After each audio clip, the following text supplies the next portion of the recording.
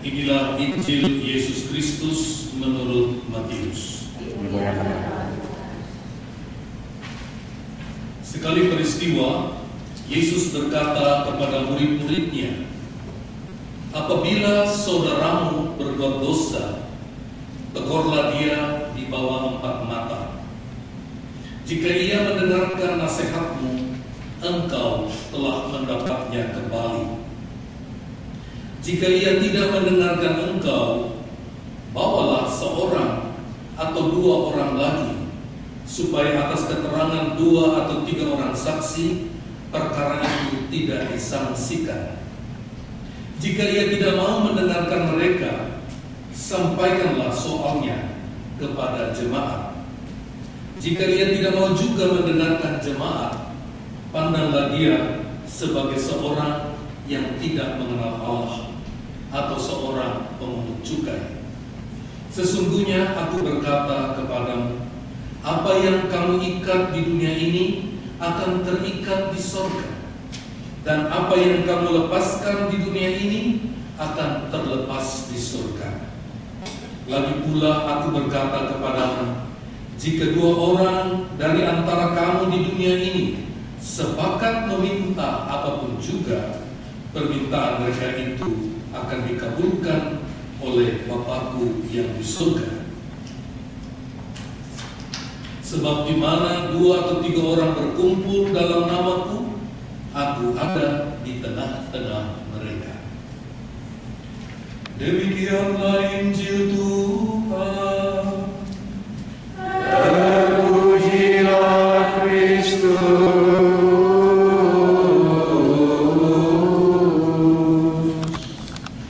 Demikian juga di dalam keluarga, antara orang tua dengan anak, orang tua dengan ipar, dan seterusnya terjadi konflik.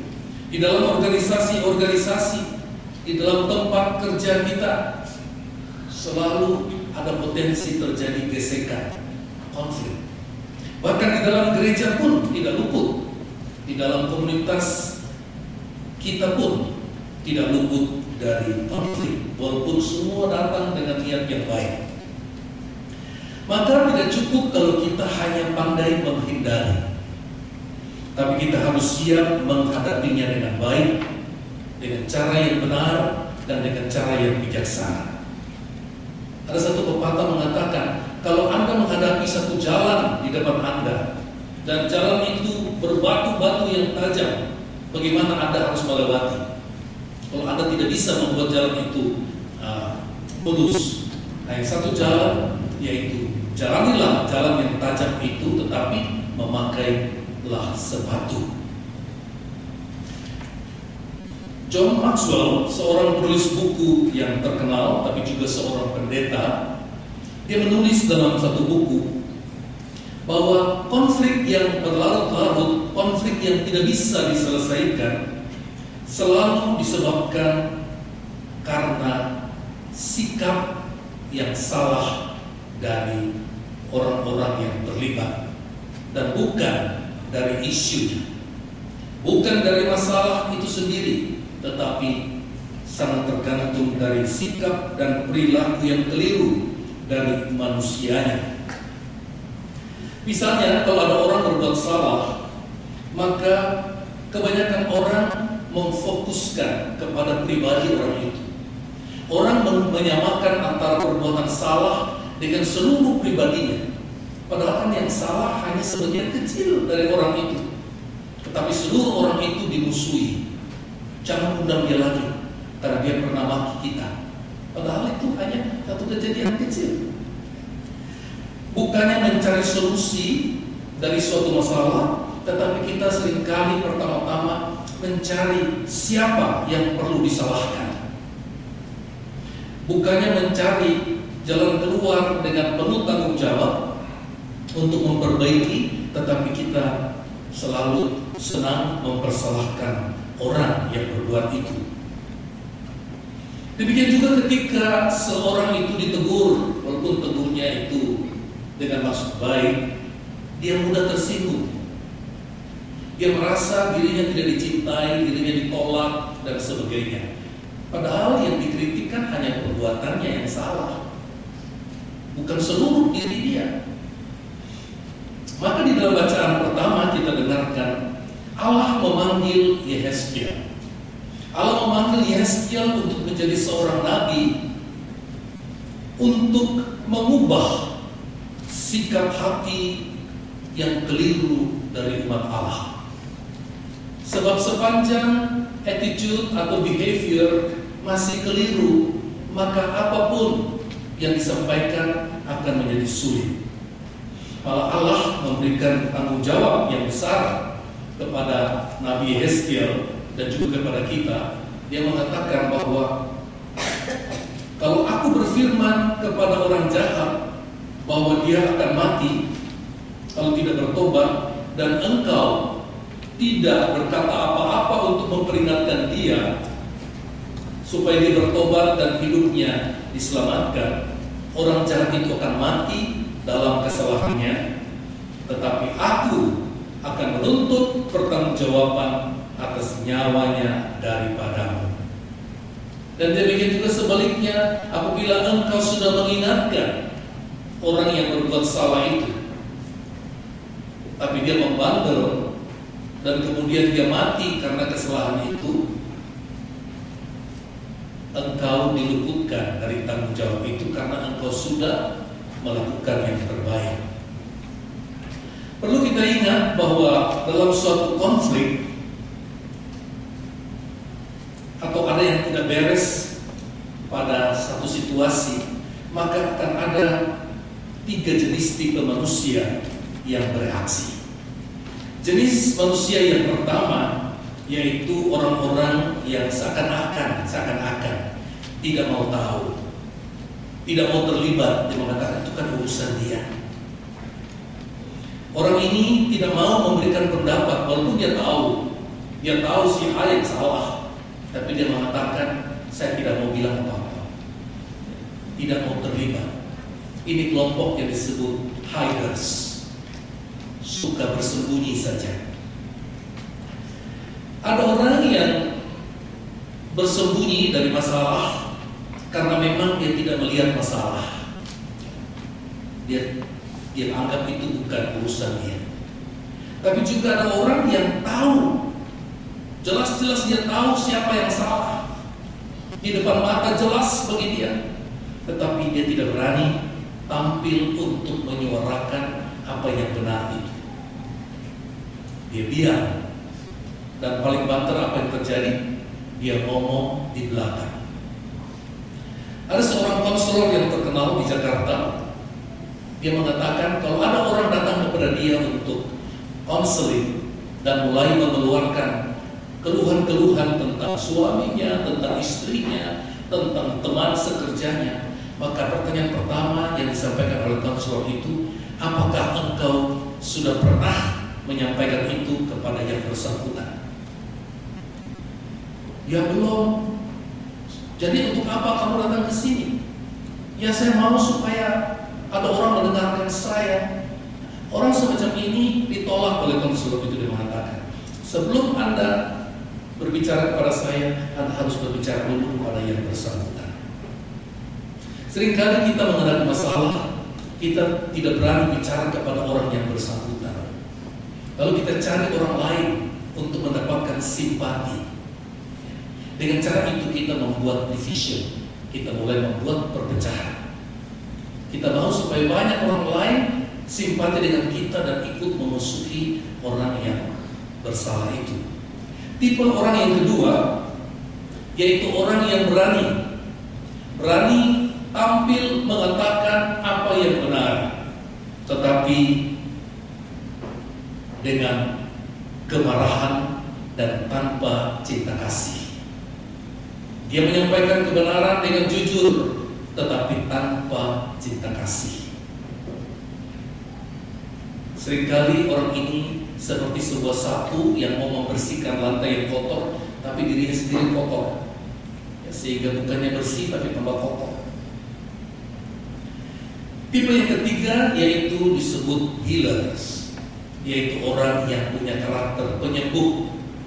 Orang ini dia berbicara apa yang dia yakin itu benar, tetapi dengan cinta kasih, dengan belas kasihan. Harus diakui, termasuk saya, banyak di antara kita berada di pihak nomor 1 dan 2. Kita menjadi orang yang suka sembunyi, tidak mau terlibat supaya tidak terganggu, walaupun kita tahu kita berpihak kepada siapa. Atau yang kedua, kita menjadi seorang yang berani ngomong tapi tubuh kita marah, kita damprat, sehingga nasihat itu tidak efektif.